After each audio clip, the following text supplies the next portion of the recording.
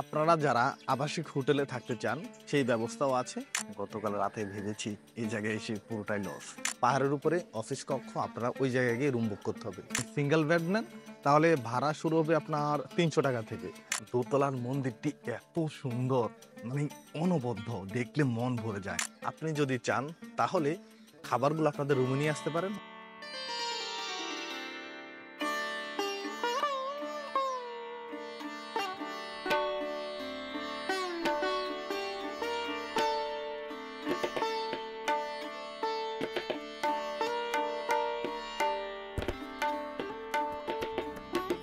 নমস্কার সবাইকে, হৃদয় এক্সপ্লোর চ্যানেলের নতুন আরও একটি অসাধারণ ভ্রমণের গল্পে স্বাগত জানাচ্ছি। এটি হচ্ছে সম্পূর্ণ একটি অফবিট ট্যুর। চন্দ্রনাথ পাহাড়ে এসে আপনাদের সবচেয়ে বড় একটি সমস্যা হচ্ছে আপনারা থাকবেন কোথায়, খাবেন কি। এই বিষয়ে এই পর্বে আপনাদেরকে সকল বিস্তারিত তথ্য জানাবো। চন্দ্রনাথ মন্দিরের আশেপাশে থাকার জন্য অনেকগুলো স্কুপ আছে। প্রথমত, আপনারা যারা আবাসিক হোটেলে থাকতে চান সেই ব্যবস্থাও আছে। সেটা হচ্ছে মূলত সীতাকুণ্ড বাজারে। আবাসিক হোটেলের দুটি স্কুপ রয়েছে।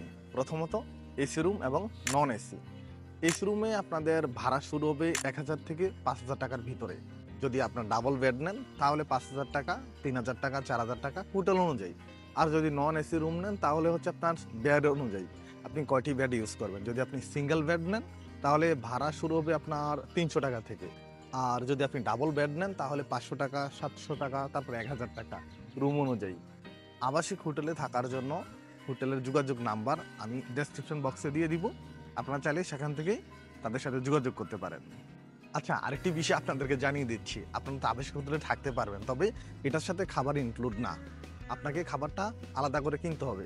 আবাসিক হোটেলে খাবার পাওয়া যায়। এছাড়া আপনি যদি চান যে আশেপাশের হোটেল থেকে খাবার কিনবেন, সেটাও পারেন।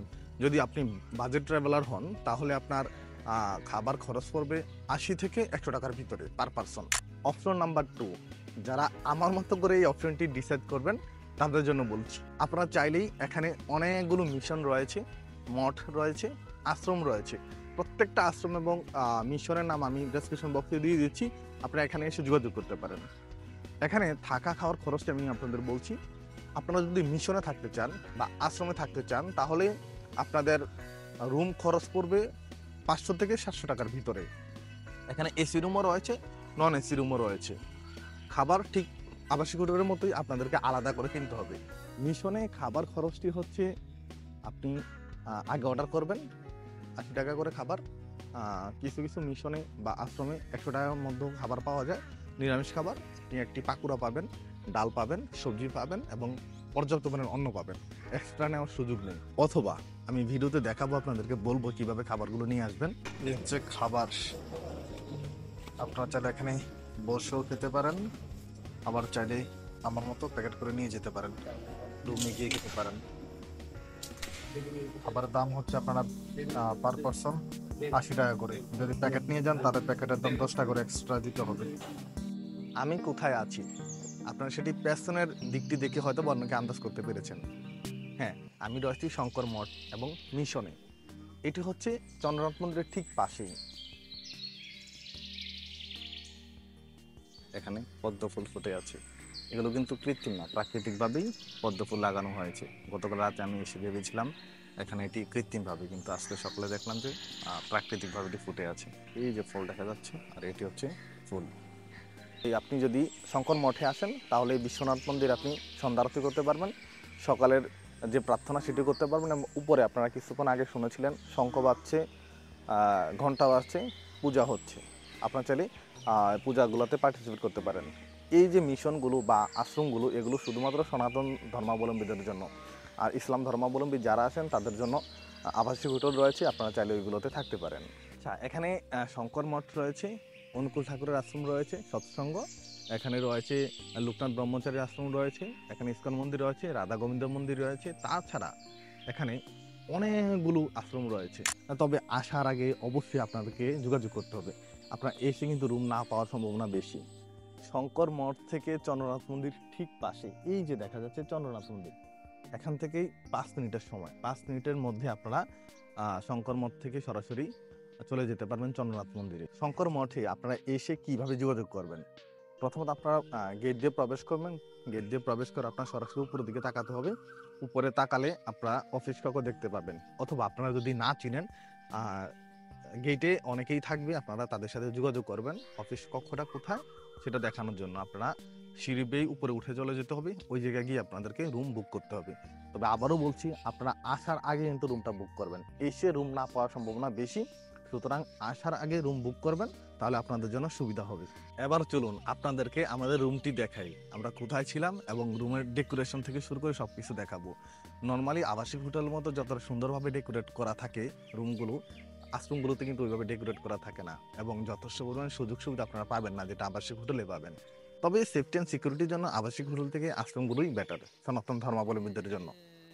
এটি হচ্ছে আমাদের রুম, রুমের প্রবেশমুখী দেখুন। আর এটা হচ্ছে আমাদের বেড, আমরা দুজন ছিলাম গতকাল রাতে, এখানে একজন থাকতে পারে। এখানে হচ্ছে ডাবল বেড, চাইলে দুজন থাকতে পারে। আর আপনারা যারা গ্রুপ করে আসবেন চাইলে নিচেও ফ্লোরিং করে মানে 5 থেকে 7 জন থাকতে পারবেন। এই পাশে হচ্ছে ব্যাগ অ্যান্ড লাগেজ রাখতে পারবেন, দারুণ ব্যবস্থা আছে। আর এটি হচ্ছে ওয়াশরুম, ওয়াশরুমে ঢুকেই হচ্ছে এই যে আপনারা এখানে দেখতে পাবেন বেসিন। এখানে এই যে সাবান বা কোনো কিছুই থাকে না, আমরা পাইনি আর কি, এটা হচ্ছে আমরা ইংলিশ কমোড। মোটামুটি মানের, আমরা 700 টাকার ভিতরে খারাপ না, এটা মোটামুটি ভালো। আর ফ্যান রয়েছে যথারীতি, গরমকালে আপনারা গরম লাগবে না আপনাদের, যথারীতি ফ্যান রয়েছে। এখানে মশারি, প্রয়োজনীয় যে জিনিসগুলো কাঁথা বালি সব কিছু তো মোটামুটি থাকে, আবাসিক হোটেলে যেগুলো থাকে এখানেও কিন্তু সেম এগুলো পাবেন। একবার আমার ব্যাকগ্রাউন্ডের ডিজাইনটা দেখুন, কতটা সুন্দর এই ডিজাইনটি।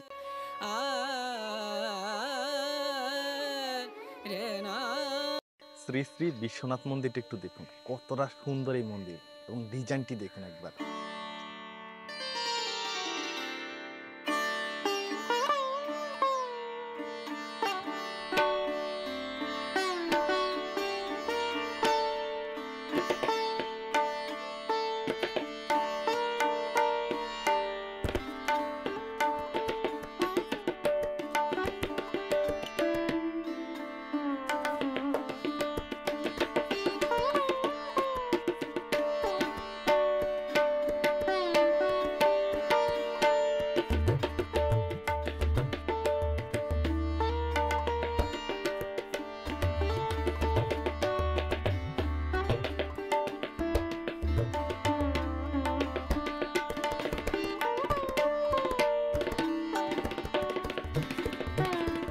চলুন বিশ্বনাথ মন্দিরের ভিতরের অংশটা দেখে আসি। এটি হচ্ছে মন্দিরের প্রবেশের সিঁড়ি, একবার দেখুন দরজার যে কাজগুলো কত সুন্দর করে ডিজাইন করা, কতটা মনোমুগ্ধকর।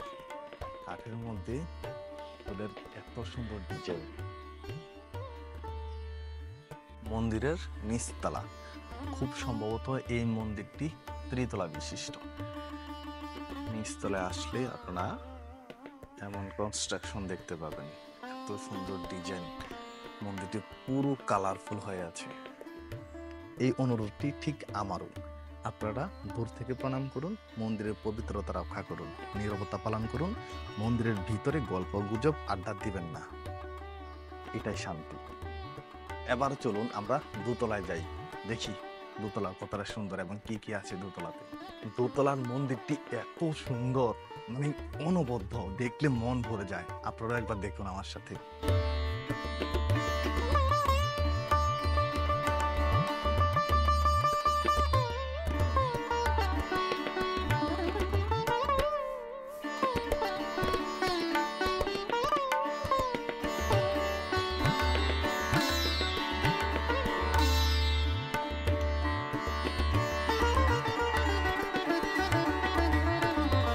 মন্দিরের ভিতরে নীরবতা পালন করা উচিত, সেজন্য আমি মন্দিরের ভিতরে কোনো কথা বলছি না, নিচে গিয়ে বলছি মন্দির সম্পর্কে, কেমন এই মন্দির। এখন পর্যন্ত আমি যতগুলো মন্দিরে গিয়েছি, এই বিশ্বনাথ মন্দিরের মতো এত সুন্দর ডিজাইন অন্য মন্দিরে দেখিনি। হয়তো অন্য মন্দির আরো বেশি সুন্দর হতে পারে, তবে আমি দেখিনি, যাব, দেখবো এবং আপনাদেরকে দেখাবো। বিশ্বনাথ মন্দির থেকে বাহিরের অংশটা একবার দেখুন, শঙ্কর মঠ এত সুন্দর, দারুণ। কোথায় মনোবদ্ধ ও সাধারণ। গতকাল রাতে ভেবেছি এই জায়গায় এসে পুরোটাই লস, কিন্তু আসলে মন একেবারে ছুঁয়ে গেল। আশা করি আপনাদের মন ছুঁয়ে যাবে। একবার আসুন, দেখুন এই শঙ্কর মঠ। শেষবারের মতো আর একটু দেখুন কত সুন্দর এই বিশ্বনাথ মন্দির।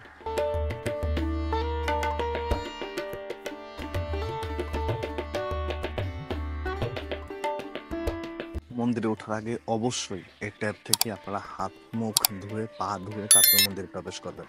না হয় মন্দিরের পবিত্রতা নষ্ট হবে, মন্দিরের সৌন্দর্য নষ্ট হবে। আচ্ছা শুনুন, অনেকের মধ্যে প্রশ্ন থাকতে পারে আপনারা এই শঙ্কর মঠে আসলে গাড়ি পার্কিং এর সুযোগ আছে কিনা। অবশ্যই আছে। আপনারা গেটের সামনেই গাড়ির পার্কিং করে রাখতে পারবেন নিরাপদে।